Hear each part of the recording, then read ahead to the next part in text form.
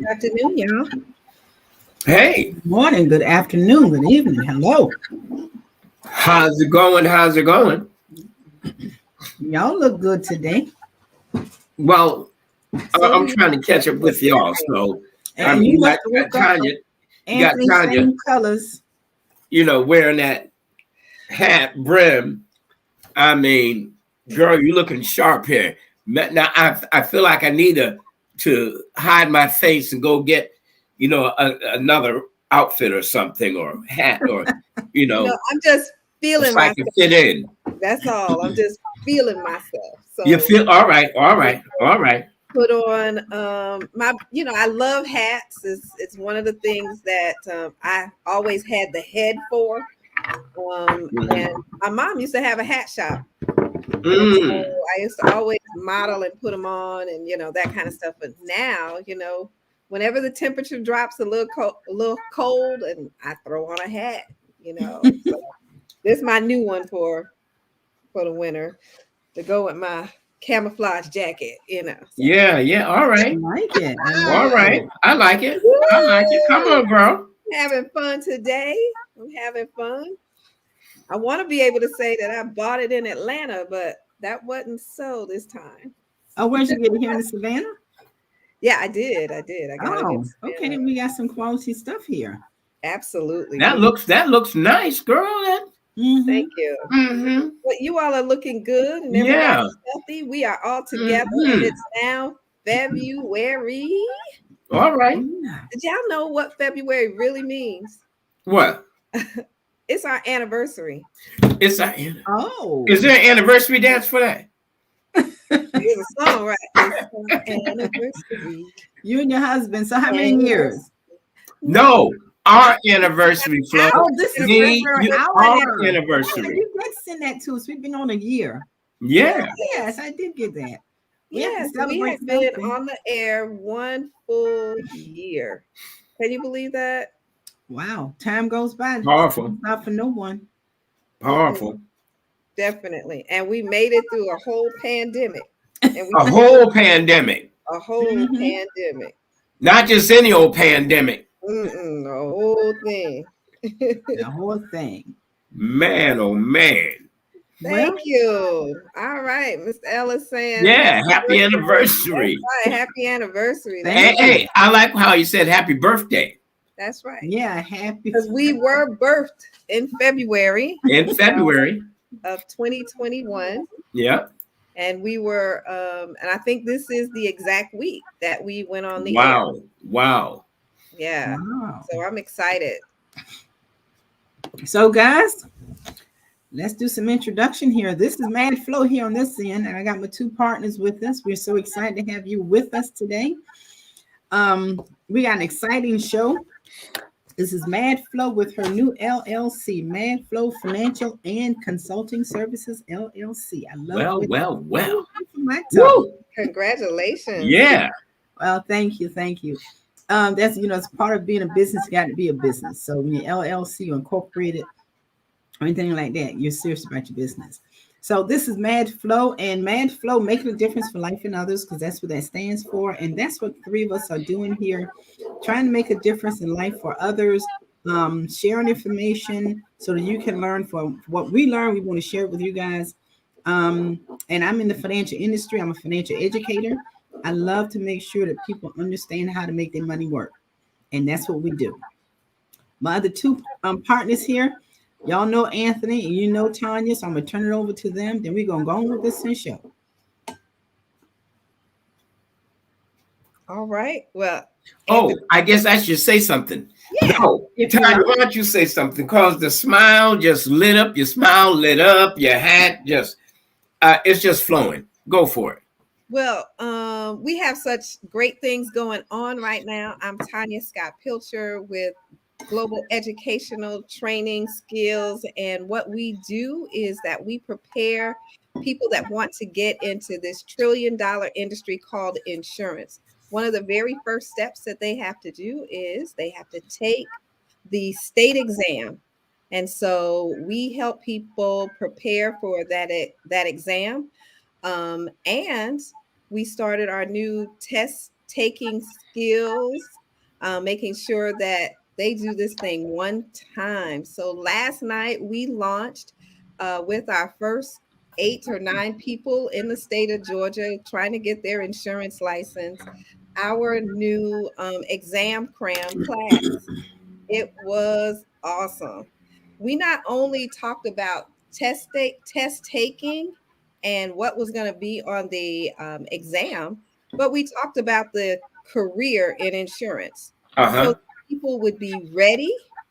They would, come into this opportunity with knowing exactly what they're getting into so that we can keep insurance agents. And the main thing that we ask is, do you like people and do you like educating? Now, don't you all agree with me? I agree. I Mhm. agree. My name is Anthony Murray, and I am with World System Builder, World Financial Group, and I could not agree more. You have to like people. If you're going to be in this industry, this is a big money making industry. And if you're going to be in this industry, one of the main traits you either have to have or develop is a love for people That's right. and being patient with people. You got to be patient, and you have to understand that sometimes people mean well, they make commitments, and then they fall through. Why? We're human. Things happen. So you got to be patient with people. But what a great industry. There's no better, unless, hey, if you're an entertainer, then go for it. But we have entertainers and athletes that's becoming part of this industry. And we have people. I was listening to one of my colleagues. Today's Friday, must have been Tuesday. And he was sharing how he actually met with a NFL player for one of these teams for financial literacy. And you know what the guy told him? The guy told him, nobody's teaching us how this money works. They're just taking our money and putting it here and putting it there. We don't even know where it's going. That doesn't shock me. A lot of people don't educate, but that's why we're here. That's why I'm here. That's why Matt Flo's here. That's why Tanya's here, to educate. That's why this show is here. Financial sense. Now, it'd be remiss of me not to say one more thing. Happy, what is it? Black History Month. Welcome. Happy Black History Month. That is absolutely right. And we are uh, entrepreneurs in this Black History Month, and we are making history. I put up Yeah, a post today that I am Black history. yeah, Started listing out some of the things that I have done over the years and what I founded and what I've been the first at. And so I'm making history every day. every day. Definitely for those people that we get into this business and we help them make money in this business, that we are definitely um, one of those that's making history. Yeah, So, and yeah, there is no telling what people will become in this industry. So we are all Black history. There's no telling what somebody else is going to say about us because they won't talk about us while we living, right? you know, you know, it usually happens after we're gone. Yes, but we can make our statements now. And if we don't toot our own horns, then nobody else will. And so this is the time for us to live in the moment. God has given that. We are just blessed to be here every single day. And so we just need to take it upon ourselves to, broadcast and blast that this is what we do. This is who we are. And we're here to help people, that want to be a part of this same, I'm going to say it again, $1 trillion industry. Industry. Absolutely. So we have something to offer, whether it's insurance or whether it's you just want a career and something different. If you're sick and tired of being sick and tired, then this Sick and tired. industry for you. You know, the qualification is that you got to like people and you got to like Yeah. education. Yeah.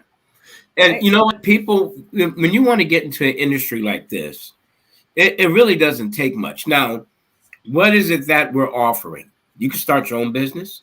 You can become part of an insurance company. If you just want to be a agent with somebody, if that's what you want to, you'll still make good money. You'll make good money. If you want to, you just have to follow their guideline. Follow their guideline, right? Or if you want to work with somebody as a partner, you could do that.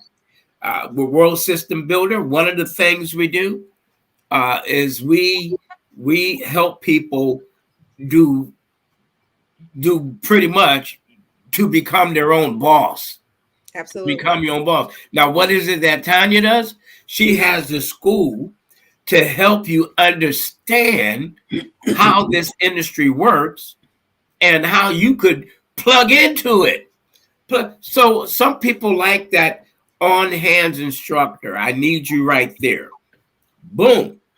Tanya's right there. But Tanya, I believe you told me last year that you're going to have an extension of your school to where it's going to be virtual as well. Absolutely. We've done our first virtual class last week, and it went very well. You know, my biggest thing is that people have other things that they're doing on the other side of the camera. So, you know, I need them to be engaged. And so in a classroom, they're more engaged. But this worked out really well. The students they were on camera. Everything went extremely well. The other thing that we did, we started a class February 5th, and we started our first property and casualty insurance class too.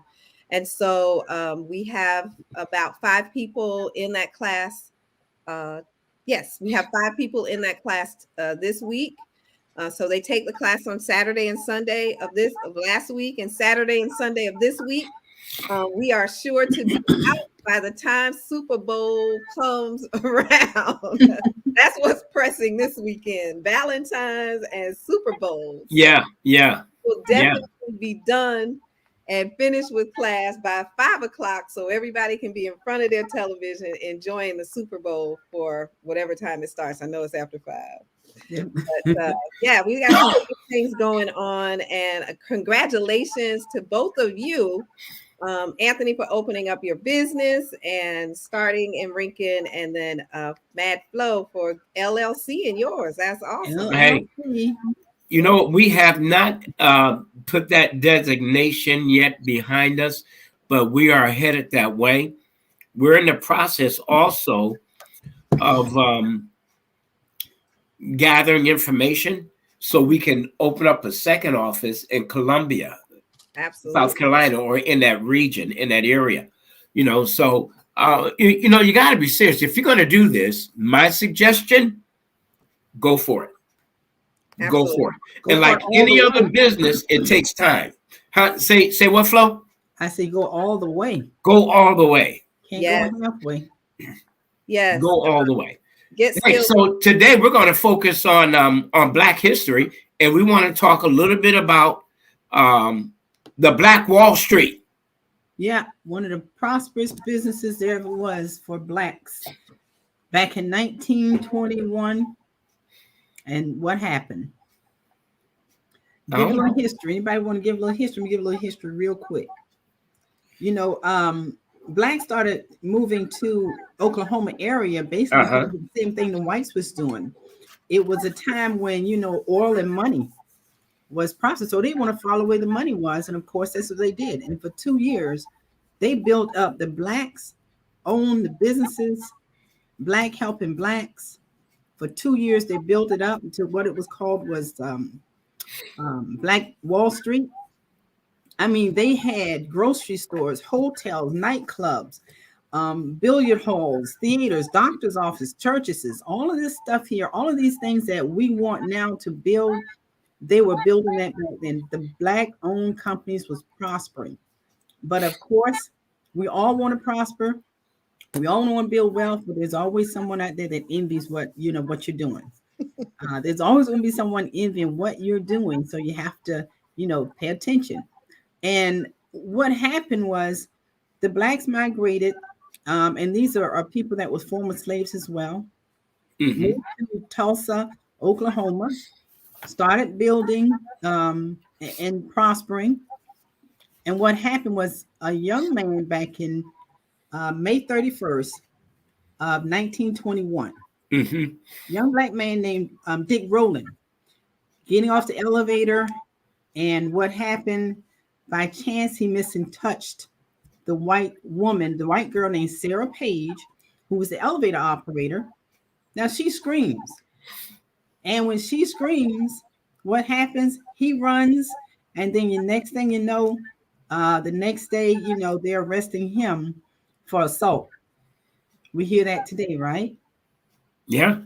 So Yeah. what happened after that? The worst massacre on American soil against blacks, and nothing was ever basically written about it for almost over 100 years. It was just Yeah. went under the rug. No one Mm-hmm. talked about anything. So other blacks knew what was going to happen, is basically because when you got one black in jail, what happened? Whites come and they want to demand Dick Rowland because they want to lynch him back in 1921. 1921. You can all read this stuff online, pull it up, Google it. I love Googling stuff. I love reading. I love reading books, audios, love hearing about history. Mm-hmm. But over 300 blacks were killed, plus 300 Wow. plus. Wow. There were over 1,000 homes that was basically destroyed, businesses that was destroyed. Over 10,000 people were left homeless. What would happen? We talk about generational wealth. What would happen if Tulsa never happened? Can you imagine the generational wealth that would have come out of that segment from Wow. Tulsa? The blacks, what kind of life would our black people have that was coming from Tulsa, Oklahoma? Yeah. If it never happened. If that would have never happened. If it never happened. And it was an increase over 2,000 Ku Klux Klan when the blacks started coming to Tulsa. There was over an increase of over 2,000 members in the Ku Klux Klan, the KKK. They planned on shutting it down somehow. They plan on shutting it down. And even, what even happened was the sheriff sent his officers out to go to every photographer there, studio there was, to retrieve pictures so they could destroy them. So they can destroy them. But you know what? They didn't destroy them. The pictures was found over 100 years later. And then when that was found, they started doing more research and they found out what really happened. But we have the ability as Black people to build. And we have the ability to build strong. What comes with that is education. You have to be financially educated. But that's what we want to discuss today, is talking about Tulsa, Oklahoma, the Tulsa race massacre. And that's just what it was a massacre. And destroying strong businesses of Black people that have built this up. 2 years it took them to build that. Wow. And in less than 18 hours, totally destroyed. Totally destroyed. Less than 18 hours? 18 hours. May 31st to June 1st. Mm-hmm. Well, 18 hours, totally destroyed. We have some great things happening though in the Atlanta market, where they are starting or have started in October the Black Wall Street. Mm-hmm. Yeah, they're calling it the new Black Wall Street. Mm-hmm. Go right ahead. Yeah, the new Black Wall Street, where you have all of these businesses that have come together, and they have duplicated what was going on in Oklahoma into one big facility. Mm-hmm. The success is still going well. Mm-hmm. My understanding, they have a grocery store, they have great pricing, they have wholesale businesses there where usually we're not even in the wholesale industry. So, Mm-hmm. having that business itself being available to us. So we're doing some fantastic and wonderful things in the Black community. And how can we get that going in Savannah? That's a I good know question. that, and that's the key, right? Hey, let me read this about the new Black Wall Street Market in Stonecrest, Georgia. All right. The new Black Wall Street Market, located in Stonecrest, Georgia, is a destination for family fun, entertainment, retail, gourmet grocery shopping, and fine dining, set among beautifully curated common spaces. There are 100 plus shops and restaurants located inside this new and exciting development. All right. An extension of the Allen Entrepreneurial Institute, the new Black Wall Street Market shares its mission to increase the size and number of minority and women-owned businesses throughout the United States and globally.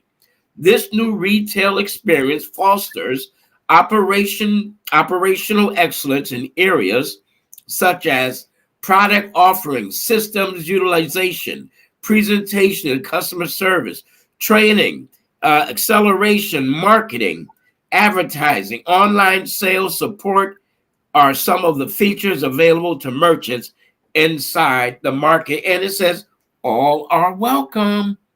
All right. Mm-hmm. So, hey, it's right on line. I just Googled it. Just do a Google type thing. You put your name in there and email, and they'll keep you up to date. Okay.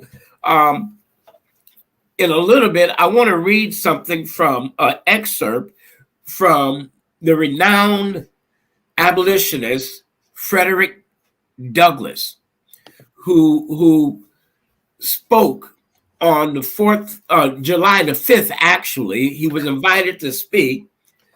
I don't know why they invited this man to speak, but they invited him to speak because he didn't say what they wanted him to say, but he said truth.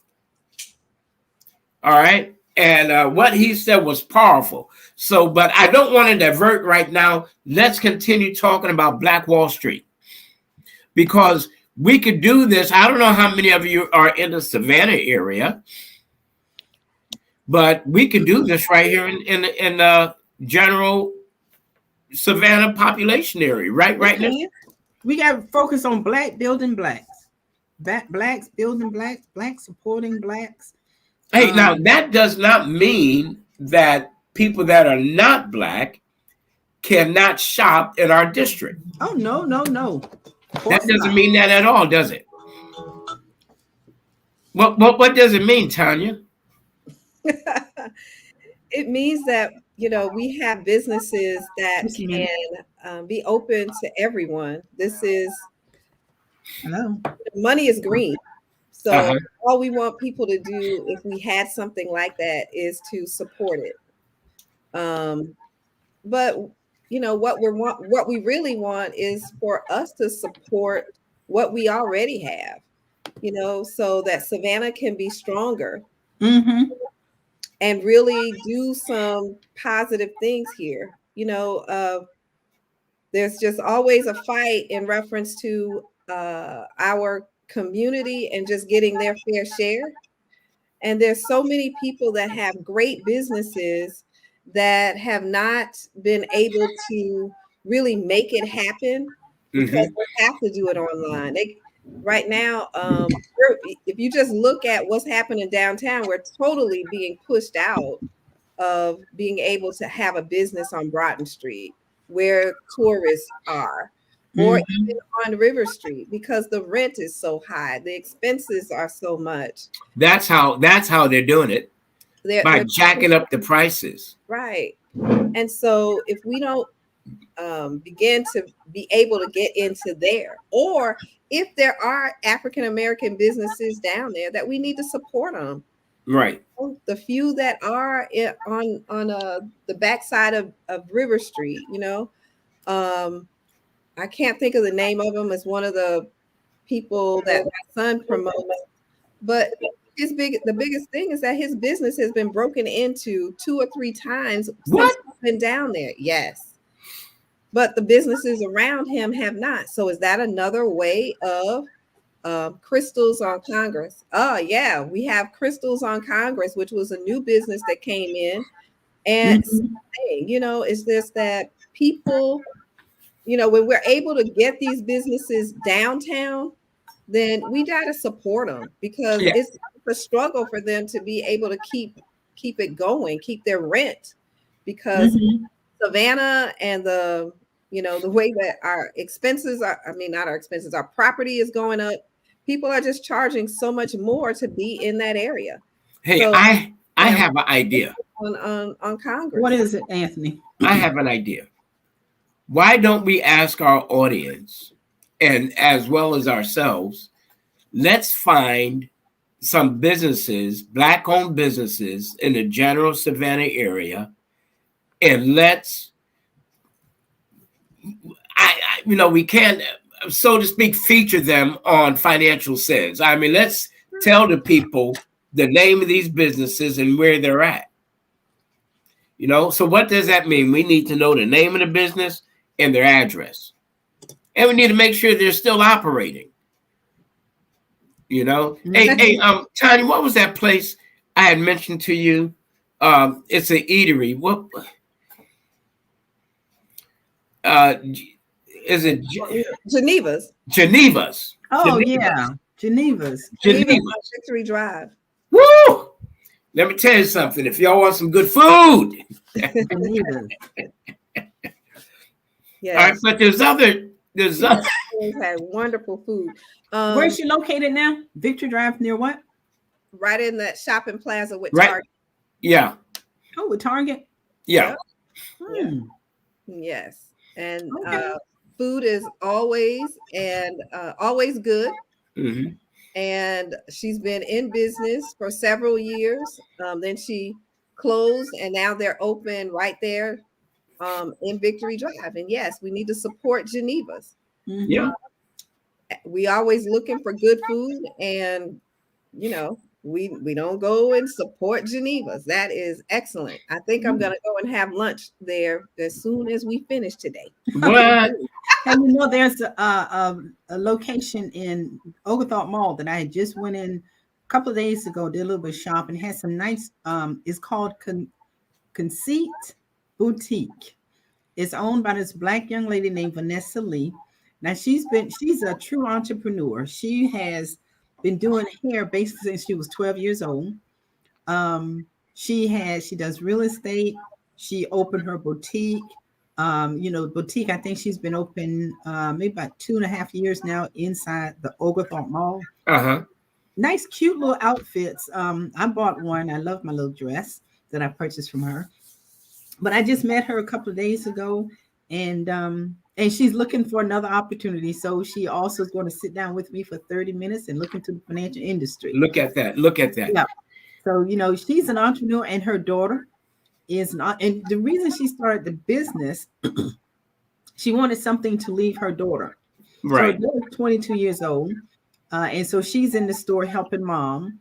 But mom is a true entrepreneur she's only like 50. I think she's like 53. Mm. She has never worked for anybody except herself.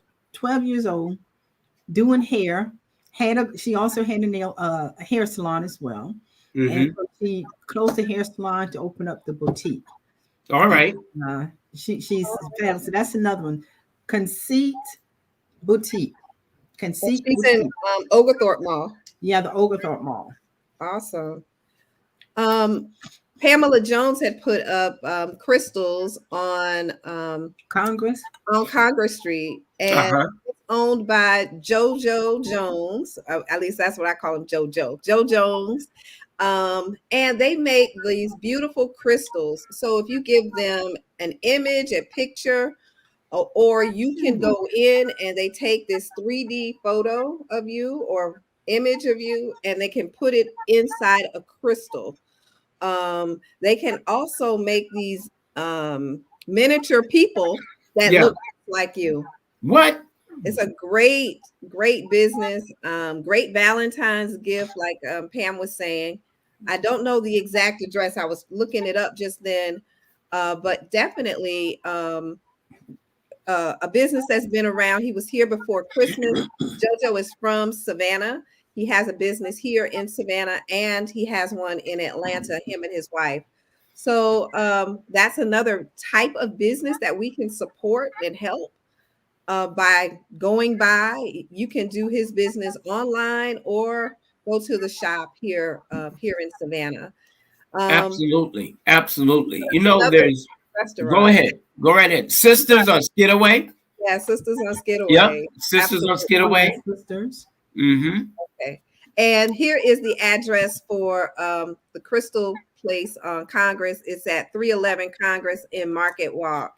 So, I mean, right downtown where we say, and if we don't keep supporting JoJo, then of course, then he won't be able to stay there. You know, how can he afford to continue to pay rent if we're not in there? So we got to go into the building, find them. And when you come out, you'll definitely be excited about what you have purchased. And that's the one you said they put your image or something in a crystal? Yes. Wow. Yes, I saw him during the Savannah Chatham Day weekend, and he had he was wearing an image of himself on his necklace. So, wow. But they're about 3 inches, maybe about 3 inches, maybe 6 inches, maybe 6 inches tall. And they're beautiful. I'm like, so you want to do your kids, you can do your whole family to have a little miniature family of yourself. Sure. I wonder if he can make it like 8x10 or something like that. I don't know, but since we got right? Miss Pam on the line with us, she'll let us know in a few minutes. She's giving us these Black-owned businesses. Like Shepherds, Shepherds, that's another one. Absolutely. Yep, Shepherds, that's another one.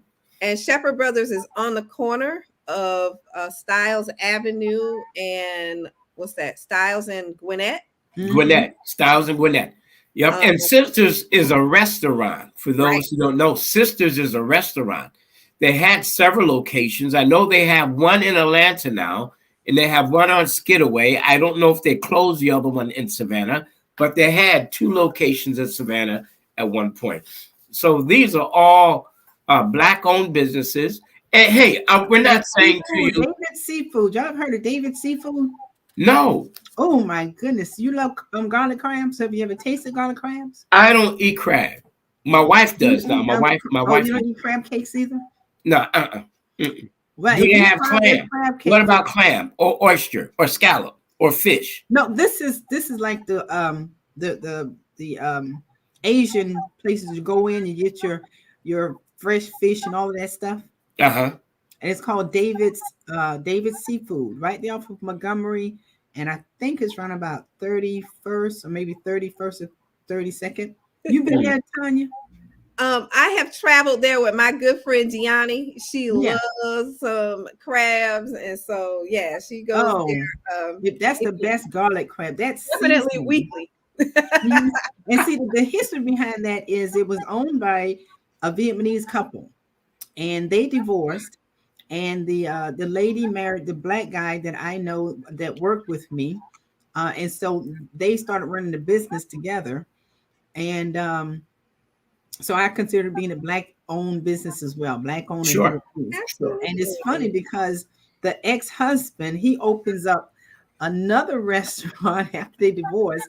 Wow. 6 blocks down on Montgomery and 37th, calls it David Seafood too. Because David was well-known name for that restaurant. And so he has the number 2 behind I don't even think he had number 2. I think he just opened up David's. Wow. David Seafood. Wow. But his food, because the wife had the recipe from her family. So if you go to the David's, the husband, the food is not going to be the same. The taste that is not going to be the same because the original recipe was from the wife's family. And those devil crabs and the garlic crabs, wow. That just makes me want to go right now. Just like you want to go to Geneva's, Yeah. I'm gonna go right there to David's. Yes. Yes. I've been knowing Geneva for a long time. I said, well, the first time I got married, she did our wedding, and my dad probably followed Geneva every place that she went. So Mm-hmm. she was on, what's that over there? She was on a little spot over by Crystals off of B Road. That was her yes, she original was spot. there, but she was someplace before then. That's how long. Right where Kroger's is off of Gwinnett, in the downtown. Oh, she was there. She was another block down. I just can't think of what that street is. I think that's Haversham Street. She was right by John and Gannon's. Yeah, she was right by Gannon's. So that's where she started. And I know that I used to eat breakfast there all the time. I was younger in college and stuff. And so she moved from there. Then she went to B Road, and now she has her own little spot right there on Victory Drive. So yes, we definitely need to support her. My biggest concern right now is Shepherd Brothers sitting on that corner right across the street from that beautiful Civic Center, that Inmark Arena. And will he be able to stay in business? Oh, Look, he should be able to get more and more business now. He may be able to get more and more business, but he's just a little black-owned gas station. He and doesn't look. Inmark is a big one. That's right, and he don't look like the Inmark station. He don't. Inmark's going to lower their prices. Okay, and so will he be able to stay on that corner? As the trajectory of that area begins to change. Okay, so yeah, we need to buy some gas, make sure that he can stay there. However, that's my biggest concern now, and I haven't had a chance to talk. But we have great businesses here. I'm vegetarian, and I love the vegan spot over there off of Lathrop Avenue. Have you tried that yet? Have any of you tried? Well, I'm not vegetarian, but there are some vegetarian dishes that I like eggplant parmesan. Isn't Where's it located in Tanya? She's right there next to the ILA Hall, right on that corner. Oh, okay. She's a vegan restaurant, but I mean, she basically serves soul food, just not cooked with any meat. Okay. So macaroni and cheese, you may not get the real cheese. You're going to get a vegan cheese that that's her stuff. What's the name of it? I knew you was going to ask me. Well, I need to know the name. I want to visit that one too. Yes, and her food is very good also. But so she's on Lathrop. Yep, she's right on the corner of Lathrop and the ILA Hall. So okay. Sure, she feeds plenty of them. So we have enough businesses here to have our own Black Wall Street. It's not like we can't. We have probably some buildings or property somewhere that we can start our own, or start one similar to what we're doing in Atlanta. It's a great idea. It's something, again, we should look into. Look at what I'm thinking about, that shopping plaza that has been empty on the same corner across the street from Shepherd Brothers, over there in that neighborhood of Carver Village and Cloverdale. Oh, okay. Right on that corner. It's a Stiles Avenue, Gwinnett Avenue shopping center. It's been closed for many years now. That would be an excellent spot to have something. Where is it? Gwinnett and Stiles. Gwinnett and Stiles. Okay. Gwinnett and Stiles. I'm gonna take a drive by there. Old Food Lion used to be over there. You're not from Savannah, so. I'm making a note so I could visit it. Yes. City Alderman is working with a group to establish a similar adventure at the building next to the new Civic Center. Okay. Well, that would be good. So there are some places that we can have things, and we need it here in Savannah. We truly need that type of mindset here to develop African American businesses. And I'd love to see us focus on those people that are young and have businesses. You know, Right. I'm not trying to knock us out, but I do want to see them, they're going to be here longevity. You know what I mean? They got a lot more years ahead of them. We can train them, you know, so that they can have their businesses here for a long period, long time. So no one's training, entrepreneurs. They're just starting businesses, taking a long time to get their LLCs, and, be official. That's what so many people around, that's what the city complains about, is that people have businesses, but they're not official. And so official means a business license, established whether or not you're an incorporation. Exactly. Help them get the finances that they need to be successful. I just spoke with someone today who was able to get, I believe he told me, 2 grants to help start a business. So money is out there. And the thing is a small business, the SBA, that called him because he had gotten a loan from them before. And then, he's paying that back. And then they called him and they say, hey, look, there's a couple of grants available that you could apply for, and you don't have to pay these back. So he told me he applied for these grants either last month or the end of the year, and he was awarded the grant too. So money is out there, especially for minorities. We're called minorities, but we're actually the majority. Yeah. We're actually the majority population in the United States. People of color extend beyond just African descent. All right. So when we look at it, anyone that is not 100% European is considered a person of color or Native American. All right. So we're not really the minority. We're minority because of the way we allowed ourselves to be treated or put down. All right. And time out we're for not minority in numbers. We're not minority in numbers at all. But and if one to get as far as getting our fair share of what needs to be getting to us.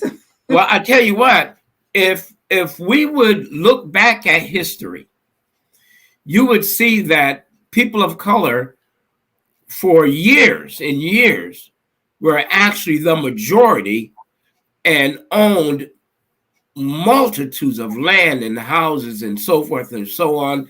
And then the same thing happened that's happening now, where people of color are being bought out, or they weren't able to keep up with keep their property up or something, and then someone comes in and they lowball them and they buy that property. Listen, there is, I wish y'all could, these books aren't available now. I don't think they're being published anymore. I have 2 books. I don't know if you can see them. Here's one right here, A Salute to Black History Abolitionists. I'm going to read an excerpt out of it. This is by Impact Black History Publications. All right. And I have this book because I used to teach Black history.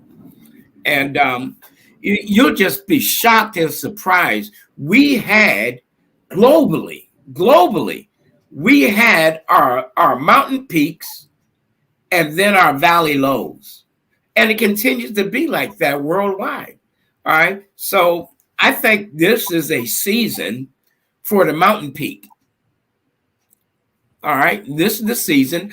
As you see more people of color that are outspoken. Even though We suffered police murders by police in recent years. We are still vocal. We will not be quiet. All right. And this is not the time to be quiet. Don't be an ostrich. Or isn't that the ostrich that hides his head? Huh? Stick your head in the sand. Yeah, don't do that. So don't hide away. Don't do that. All right. It's time. If you have a business idea, hey, we're more than happy to help you. Get that? I mean, hey, we don't know everything. We don't know everything. But if we can't help you, we can help point you in a direction. All right. So this is our season. Absolutely. This is our season. So Flo, when you were talking about the Black Wall Street back then, Yeah. we were run out based on our, they fought us and burnt everything down. So right now, I guess our fight is still financial. Mm-hmm. And then, like Pam said, that we're still being run out of town. The city's growing, but culturally, we're still being run out and pushed out. Yeah. And so there is still a way that if we would definitely collectively do things together, we could fight this back. Yeah. If our city officials and county officials would really work on looking at what they can actually do to help businesses as a whole. Mm-hmm. You got to really look at, we have the Black Heritage Festival. That's kind of it. But those businesses that even come out to support and be a vendor there at the Black Heritage Festival, that's the only place that we see them. We're not visiting their businesses. Sometimes we don't even know where to go.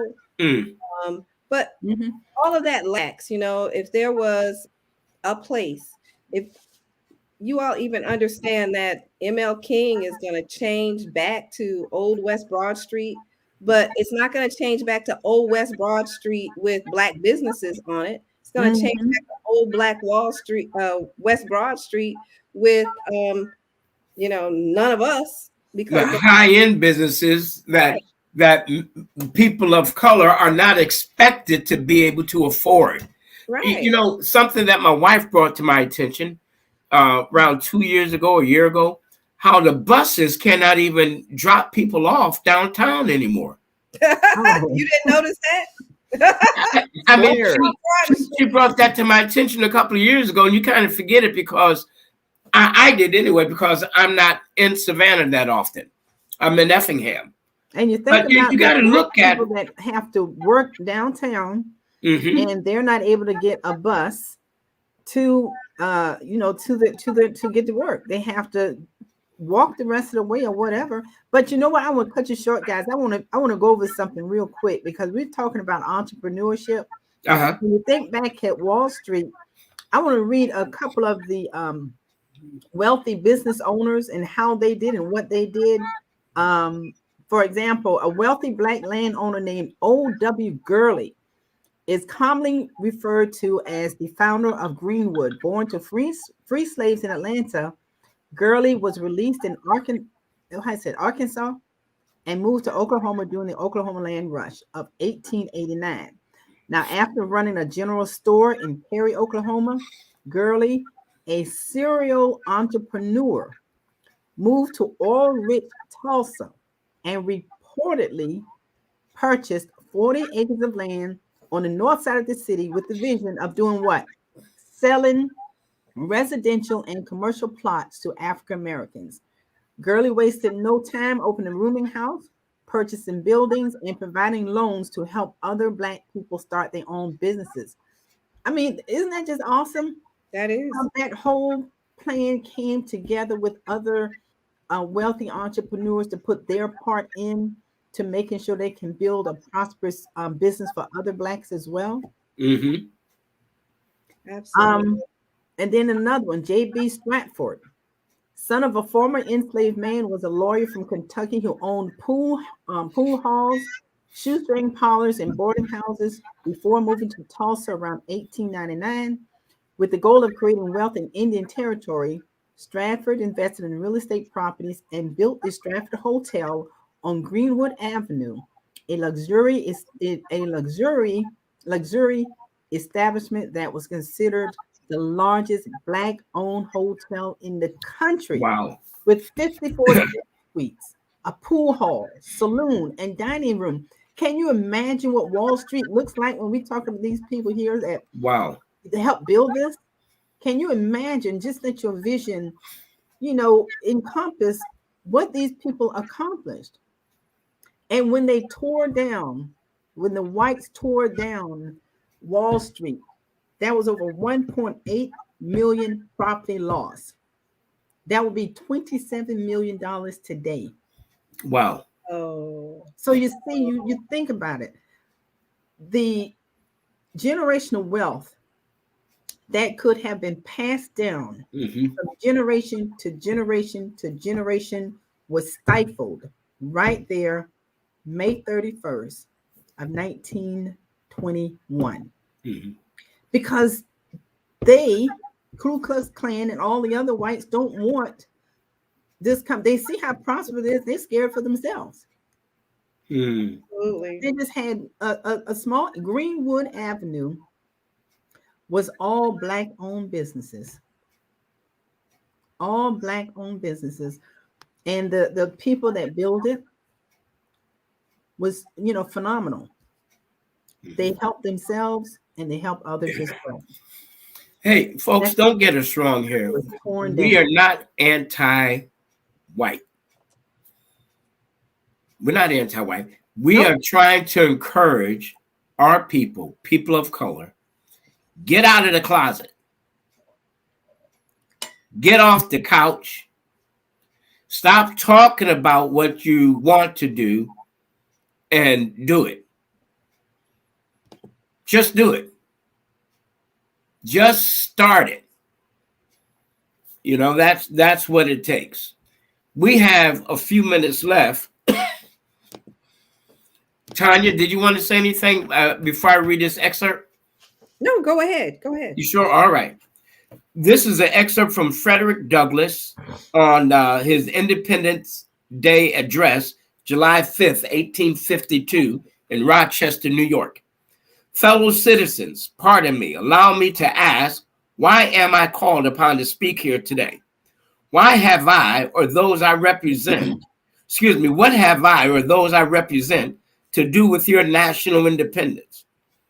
Are the great principles of political freedom and of natural justice embodied in that Declaration of Independence extended to us? And am I therefore called upon to bring our humble offering to the national altar and to confess the benefits and express devout gratitude for the blessings resulting from your independence to us? This 4th July is yours, not mine. You may rejoice. I must mourn. To drag a man in fetters into the grand illuminated temple of liberty and call upon him to join you in joyous anthems were inhuman mockery and sacrilegious irony. Do you mean, citizens, to mock me by asking me to speak today? If so, there's a parallel to your conduct. Let me warn you that it is dangerous to copy that example of a nation whose crimes, towering up to heaven, were thrown down by the breath of the Almighty, burying that nation in irrevocable ruin. I can today take up the plaintive lament of a peeled and woe-smitten people. Fellow citizens, above your national tumultuous joy, I hear the mournful wail of millions whose chains, heavy and grievous yesterday, are today rendered more intolerable by the jubilee shouts that reach them. if I do forget, and if I do not faithfully remember those bleeding children of sorrow this day, may my right hand forget her cunning, and my tongue cleave to the roof of my mouth. To forget them, to pass lightly over their wrongs, and to chime in with the popular theme would be treason most scandalous and shocking, and would make me a reproach before God and the world. My subject then, fellow citizens, is American slavery. Today we are caught in something called economic slavery. Absolutely. And we don't have to be. That's the shame of it.